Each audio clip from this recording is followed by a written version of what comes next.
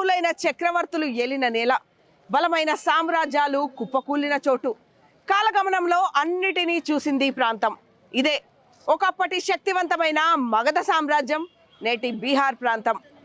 ఇక్కడ ఎక్కడ అడుగుపెట్టినా ప్రాచీన భారతదేశ చరిత్రే అడుగడుగునా కనిపిస్తుంటుంది. నాటి చరిత్రను తలుచుకుంటూ నేటి వర్తమానాన్ని పలకరిద్దాం.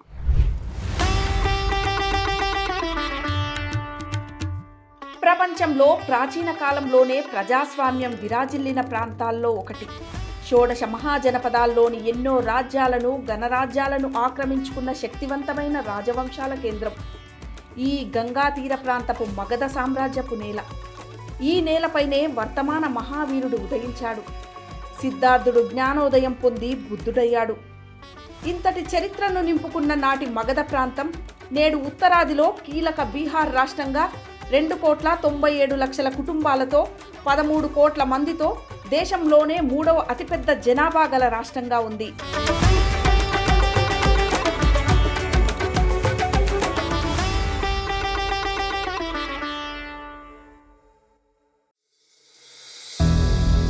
ప్రస్తుతం బీహార్ అనగానే ఎవరికైనా వెంటనే గుర్తొచ్చేది పేదరికం, వెనుకబాటుతనం, అధిక జనాభా, నేరాలు, ప్రకృతి విపత్తులతో పోరాటం. ఈ నేపథ్యంలో ప్రస్తుతం బీహార్లో వాస్తవ పరిస్థితులు ఎలా ఉన్నాయి? Law and order మెరుగుపడిందా? విద్య మౌలిక సదుపాయాల పరంగా అభివృద్ధి చెందిందా?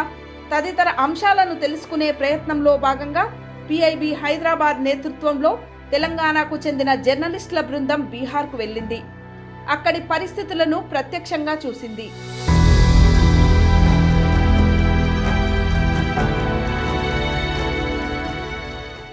గంగా నది బీహార్లో సుమారు 445 కిలోమీటర్లు ప్రవహిస్తూ బీహార్ని ఉత్తర దక్షిణాలుగా విభజిస్తుంది. అలా ఉత్తర బీహార్ మొత్తం సారవంతమైన గంగా మైదానం కాగా, దక్షిణ బీహార్ మొత్తం చోటా నాగ్పూర్ పీఠభూమితో ఉంది. ఎంత సారవంతమైన భూభాగం ఉన్నప్పటికీ కోసీ నది అంటే బీహార్ దుఃఖదాయినిగా పిలిచే కోసీ నది వరదల కారణంగా ఎప్పుడూ నష్టాన్ని చవిచూస్తూ ఉత్తర బీహార్ వెనుకబాటుతనంలో ఉంది. బీహార్ ఆర్థిక వ్యవస్థలో వ్యవసాయం మొదటి వరుసలో ఉంది. ఇది పెద్ద సంఖ్యలో ప్రజలకు ఉపాధినిస్తుంది. అయితే 97% మంది రైతులు 1 హెక్టారు కన్నా తక్కువ భూమి గల చిన్న రైతులే ఉన్నారు. దీనికి తోడు దేశంలోనే అత్యధిక జనసాంద్రత ఉన్న ఉత్తర బీహార్లో సారవంతమైన గంగా మైదాన ప్రాంతం ఉన్న ఏటా వరద ముంపుతో వేల కోట్ల పంట నష్టం జరుగుతుండటంతో ఆ ప్రాంత ప్రజలకు నిత్యం బతుకుపోరు తప్పని పరిస్థితి. దక్షిణ బీహార్ అభివృద్ధి పరంగా కొంత ముందుండడంతో వలసలు దాదాపుగా ఉత్తర బీహార్ నుండే ఉన్నాయి. బీహార్లో వరి, గోధుమ, ఆవాలతో పాటు చెరుకు, బార్లీ ఎక్కువగా పండిస్తారు. ముజఫర్పూర్లో లీచీ ఎక్కువగా పండుతుంది. బీహార్ గుండా గంగా నది 100 కిలోమీటర్లు ప్రవహించడం వల్ల ఉత్తర బీహార్లో పూల్ మకానా ఎక్కువగా పండిస్తారు. దేశంలోనే కాక ప్రపంచంలోనే పూల్ మకానా అత్యధికంగా పండించే రాష్ట్రం, ఎగుమతి చేసే రాష్ట్రం కూడా బీహార్. అందుకే పూల్ మకానా బోర్డుతో రైతులకు అండగా నిలిచే ప్రయత్నం చేస్తుంది కేంద్ర ప్రభుత్వం.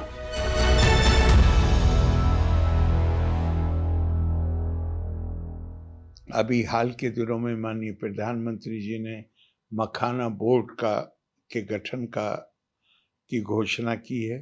अब मखाना एक ऐसा कृषि उत्पाद है जो केवल बिहार और बंगाल के कुछ हिस्सों में होता है और यहाँ पर इतना पैदा किया जाता है कि वो केवल पूरे देश की आवश्यकता नहीं बल्कि विदेशों में उसका निर्यात भी किया जाता है और उसकी मांग बहुत, पहले इतनी मांग नहीं थी मार्केट में, अब उसकी मांग बहुत ज़्यादा बढ़ गई है। फिर दूसरे भी जो क्षेत्र हैं, जैसे इंडस्ट्री बहुत कम है बिहार में, लेकिन सरकार विभिन्न योजनाओं के जरिए, स्कीम्स के जरिए उनको आकर्षित कर रही है और बिहार एक तरह से हम कहें तो आज की तारीख में निवेशकों के लिए शायद बिहार बेहतरीन डेस्टिनेशन बन गया। ఓ 2 దశాబ్దాల క్రితం బీహార్ అంటే కిడ్నాప్లు, హత్యలు, మర్డర్లు, మానభంగాలతో కూడిన ఓ ఆటవిక రాజ్యం.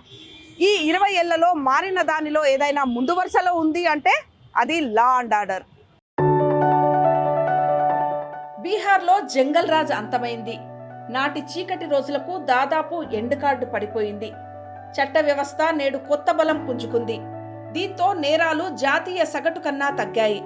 ముఖ్యంగా మహిళా సాధికారకతకు పెద్దపీట వేస్తూ రాష్ట్రంలోని పోలీస్ బలగంలో 35% మంది మహిళా పోలీసులను నియమించి బీహార్ ప్రతిష్టను ప్రతికూలత నుండి అనుకూలత దిశగా మార్చడంలో కీలక పాత్ర పోషించింది ప్రభుత్వం.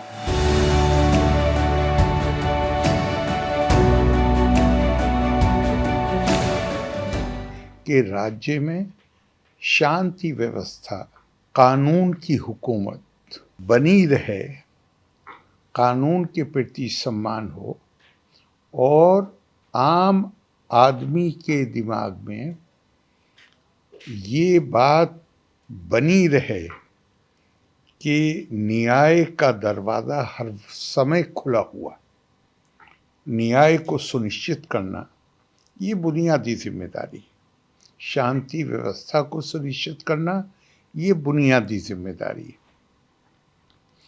ये सही है कि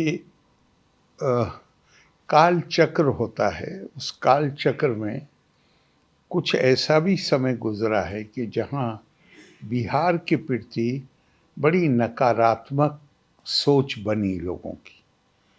आज कोई कारण नहीं है उसको जारी रखने का. आप लोग खुद यहाँ पे मौजूद हैं, आप देख रहे हैं. और मैं एक बात को ख़ास तौर से कहना चाहूँगा आपसे कि हमारी पुलिस की छवि बहुत अच्छी नहीं थी,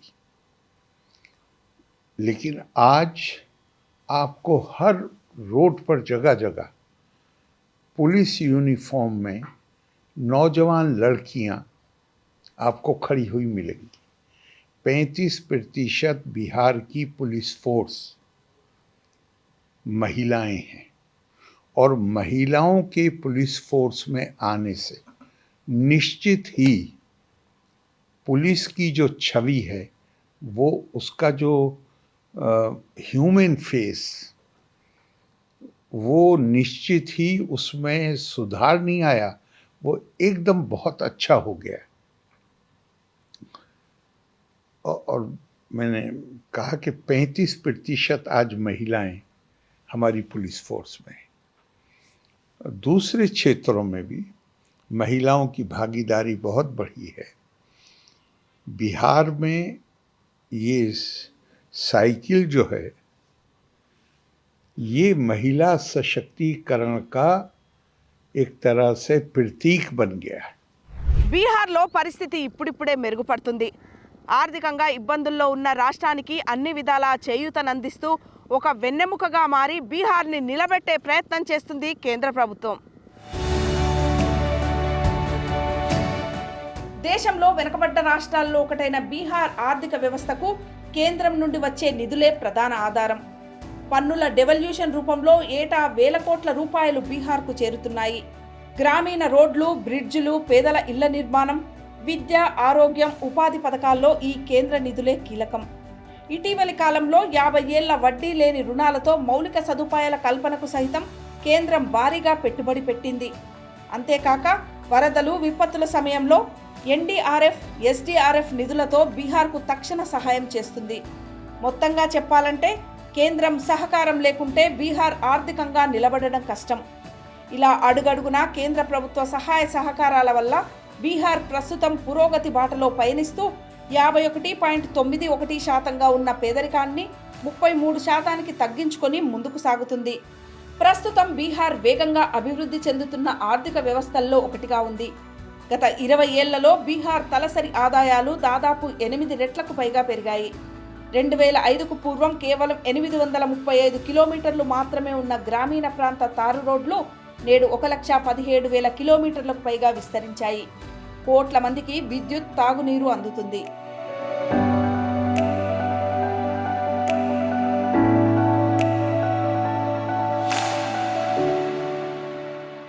ఏ సమాజ అభివృద్ధికైనా విద్య అనేది చాలా కీలకం. బీహార్ ఈ దిశగా ప్రత్యేక దృష్టి సారించింది. ప్రాథమిక విద్య నుండి ఉన్నత విద్య వరకు ప్రపంచంతో పోటీ పడే మెరుగైన విద్యను అందించే ప్రయత్నాలు మొదలుపెట్టింది. అనేక రకాల కారణాల వల్ల బీహార్లో గతంలో విద్య ప్రాధాన్య అంశంగా ఉండేది కాదు. గత 10 ఏళ్లుగా ప్రతి ఏటా విద్యా బడ్జెట్ను పెంచుకుంటూ పోతూ విద్య నాణ్యతపై దృష్టి సారించడం వల్ల బీహార్లో విద్య మెరుగుపడుతుంది. ముఖ్యంగా బాలికా విద్యని బలోపేతం చేసేందుకు సైకిల్ యోజన వంటి ప్రోత్సాహక పథకాలు కూడా అమలు చేస్తున్నారు. దీంతో పాటు బాలికల కోసం జిల్లాకు 1 చొప్పున డిజిటల్ ఏఐతో కూడిన స్మార్ట్ క్లాసులతో రెసిడెన్షియల్ స్కూళ్లను సైతం ఏర్పాటు చేసి విద్యను అందిస్తున్నారు. స్కూల్ విద్య తర్వాత ఎలాంటి కోర్సులు తీసుకోవాలి, వాటి వల్ల ఎలాంటి ఉపాధి అవకాశాలు దొరుకుతాయి అనే కెరీర్ గైడెన్స్ కూడా అందిస్తున్నారు. ఇలా ఎన్నో కార్యక్రమాల వల్ల ప్రాథమిక మాధ్యమిక విద్యలో డ్రాప్ అవుట్ రేషియో గణనీయంగా తగ్గింది.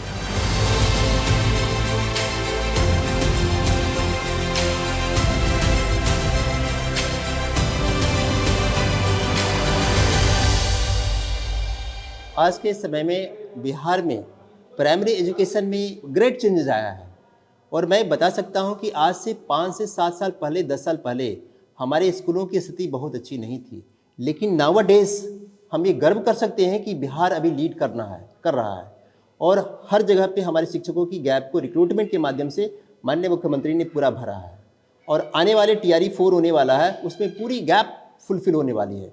तो अभी हमारा रेशियो अप्रॉक्सीमेटली 40:1 है। 40 बच्चे पे एक टीचर औसतन जो हमारा है वो लगभग पूरा हो रहा है। इसको और भी सुधार करने के लिए भी सरकार लग रही है।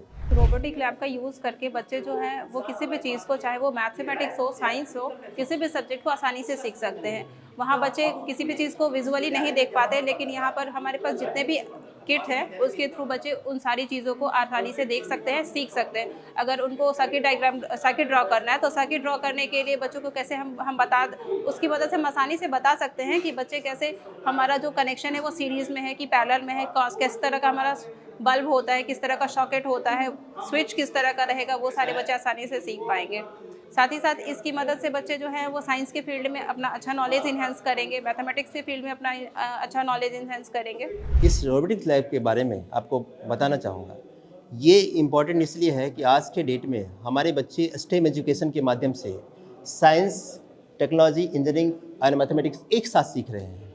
और छोटे छोटे बच्चे क्लास 6 से हमारे पास जो आते हैं उनके पास में आज एक सपने आ रहे हैं कि हम रोबोटिक्स इंजीनियर कैसे बनेंगे और हम आर्टिफिशियल इंटेलिजेंस का इस्तेमाल कैसे करेंगे।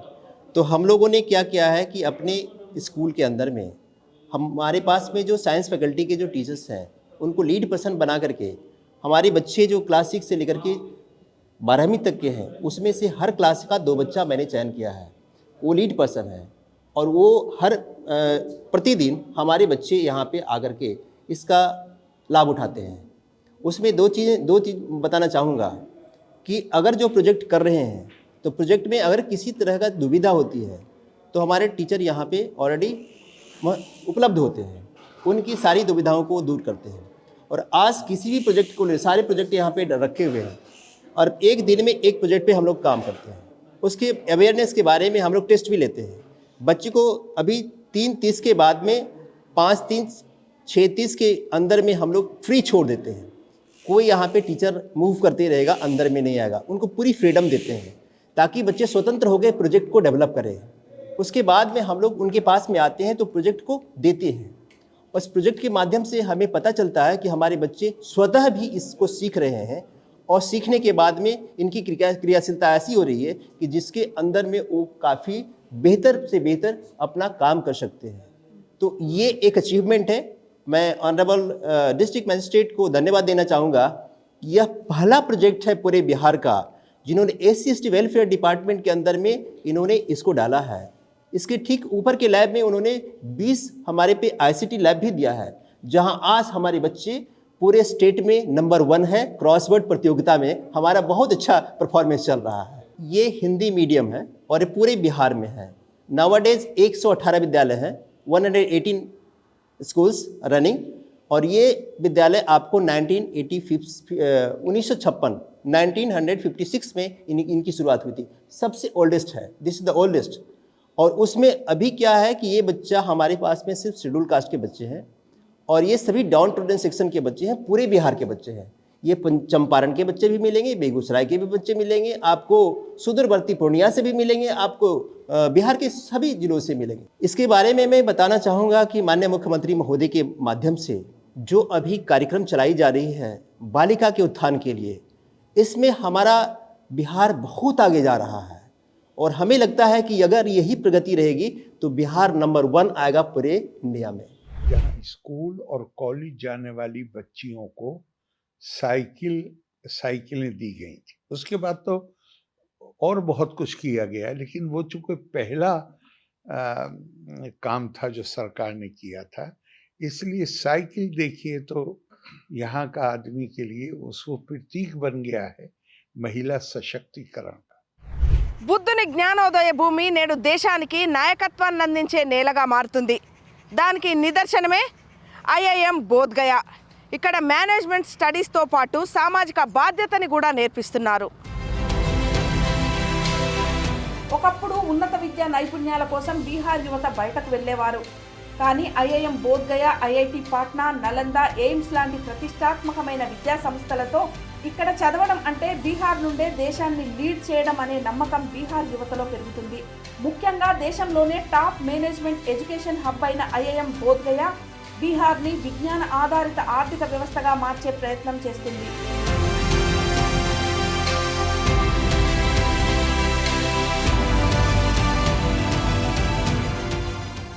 Actually, the team started getting into shape from 2018. So in 2018, from a campus of about 38 students to the largest IIM in the country, currently with 1,600 students on campus. We mostly only run fully residential, long duration degree awarding programs. In all, currently we are running 5 programs. The flagship MBA, which we started with. Then we added PhD in management in all the domains of management, finance, marketing, operations, IT, just to name a few. The third program which we added and which we are extremely proud of is our IPM program, which is an undergrad plus postgraduate integrated program in management, BBA MBA. Extremely proud of the quality of students that we get in this program, because we catch them young and we train them around business and commerce. And we have already started seeing them going places. Post-COVID, we added 2 more specialized MBA program, MBA in digital, because the whole businesses have moved to digital platforms, and MBA in healthcare, because Corona taught the humanity that health and wellness comes first. So we also have a very robust incubation setup. We have 2 Section 8 companies, Inspire is what they call them. And we are trying to inspire the youngsters to become job givers rather than just job seekers. One company is limited by shares and we are looking up for Atal incubation support. And another is limited by guarantee and we are looking for DST support. We are already working with Startup Bihar, incubating more than 20 companies. We have done hundreds and hundreds of mentoring sessions. But what we are extremely proud around entrepreneurship is that ground level for very, very diversified group, the training programs which we are doing at a micro entrepreneur level. Last year, to talk alone, we have trained about 6,800 under CM fellowship and some 200 more in business accelerator program and several other programs where we are trying and teach the entrepreneurs. Our students are doing extensive work and so is my team. So is our team at IIM Bodhgaya around corporate social responsibility. Pragati is the club where innumerable activities are happening. Like if I can just enumerate the rural immersion program which we undertake for our IPM program, for wherein for complete 2 months, our IPM kids are working with the rural community in and around campus. Like I remember last year, they were working with the JYS division of Jivika, and within 2 months, they could set up their website, they could do their product portfolio, they could do their store layout, store design, product packaging design, hoardings, billboards, internal manual, purchase manual, just to name a few. This is the kind of path-breaking work our students been doing with all the NGOs, the major ones, the public health initiatives in and around campus. So the whole idea of having a social impact is something which is very, very close to us. The 5 core values which we keep on enumerating, which is mindfulness, sustainability, social impact, lifelong learning, and leadership. These are not just 5 buzzwords. These are the values which we swear by, which we live by. బీహార్లో అత్యధిక population ఉన్న city Patna. 20 లక్షల పైచిలకు జనాభాతో వేగంగా విస్తరిస్తున్న పాట్నా వేగాన్ని మరింత పెంచబోతున్నాయి పాట్నా మెట్రో రైల్ ప్రాజెక్ట్.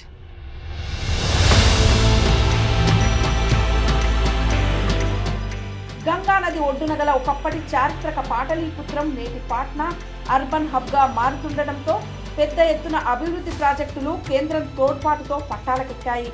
వాటిలో ప్రధానమైనవి జయప్రకాష్ నారాయణ్ ఇంటర్నేషనల్ ఎయిర్పోర్ట్తో పాటు పాట్నా ట్రాఫిక్ని తగ్గించే గంగాపర్ పాట్నా మెట్రో రైల్. వీటితో పాటు బీహార్ అభివృద్ధికి ఇంజన్లా ఉపయోగపడే ఈ బడ్జెట్లో ప్రకటించబడ్డ Patna Purnia 6 line expressway, Gorakhpur Siliguri expressway. దీనికి తోడు గతంలో ప్రకటించబడి ప్రస్తుతం వేగంగా పనులు పూర్తి చేసుకుంటున్న పాట్నా బాక్సర్ మార్గాన్ని మెరుగుపరిచే Danapur Bihta Koilwar elevated corridor.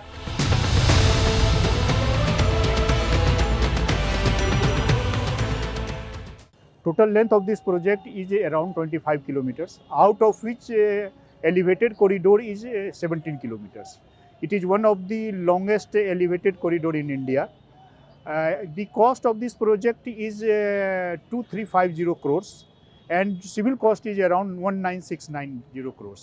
To western part of the Bihar, that is connected to the UP. That is a town is called Buxar.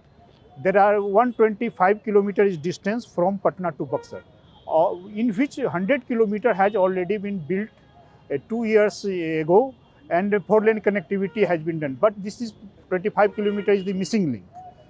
After constructing this 25 kilometer, we can provide 4-lane SS to throughout the Buxars, that is the western part of the Bihar. Then we will enter in the UP. Or this project is at present 45% progress has already been achieved, and our target is to be complete this project up to June 2027. After completion of this project, there are some major advantage is going to Bihar, because this project alignment comes under 3 important categories. First, educational hub. In this project alignment, there is a IIT Bihta, which is situated in this alignment.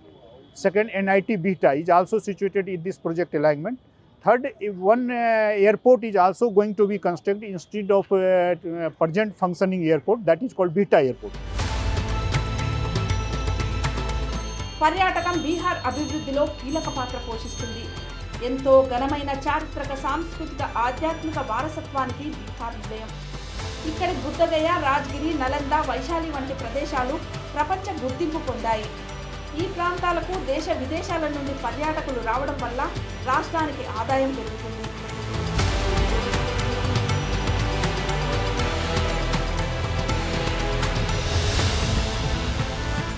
कि पूरे भारत में हमारे यहाँ सांस्कृतिक समृद्धि, हर राज्य की अपनी विशेषताएं, हर राज्य की हैं. हर राज्य में कला भी है, संगीत भी है, नृत्य भी है,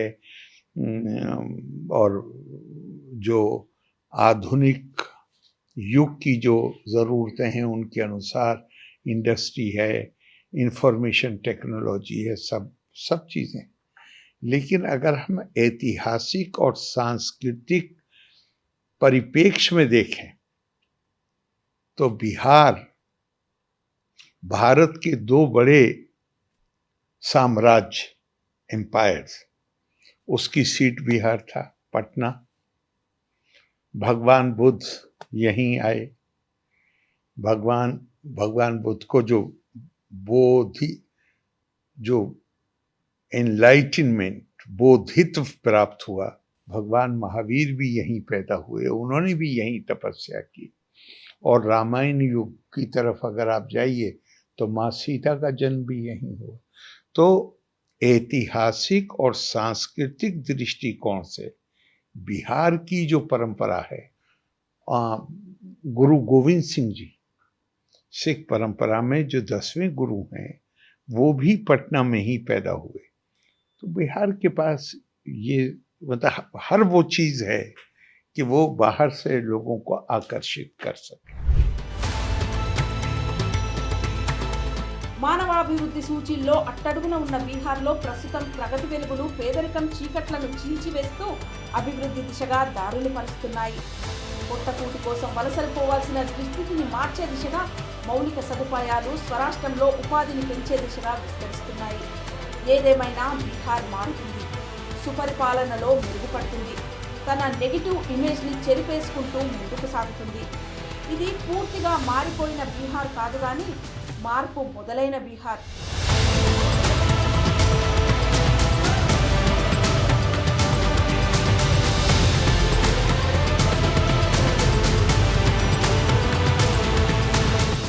దేశంలోనే అత్యంత పేద రాష్ట్రం అన్న ముద్రను తొలగించుకోవాలనుకుంటుంది బీహార్.